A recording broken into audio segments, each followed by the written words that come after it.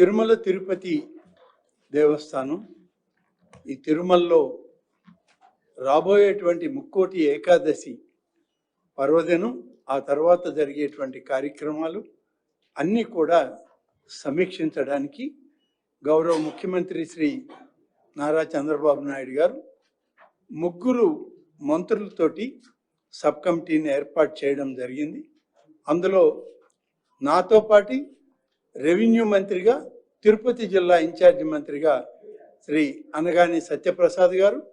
అలాగే రాష్ట్ర హోంశాఖ మంత్రిగా శ్రీ అనిత గారు,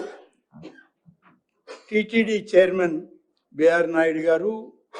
ఈఓ గారు, అడిషనల్ ఈఓ గారు, ప్రిన్సిపల్ సెక్రటరీ, కలెక్టర్ గారు, విజిలెన్స్ అధికారి, అలాగే ఎస్పీ గారు అందరూ ఈరోజు టీటీడీ అధికారులందరితోటి పెద్దలు అందరూ కలిసి ఈ వైకుంఠ ఏకాదశి కార్యక్రమం ఏ విధంగా ఏర్పాట్లు ఉన్నాయి, ఏ విధంగా వాళ్ళు ఇప్పటికే చర్యలు తీసుకున్నారు, అనేక సమీక్షలు జరిగాయి. ఆ సమీక్షల ఫలితాల గురించి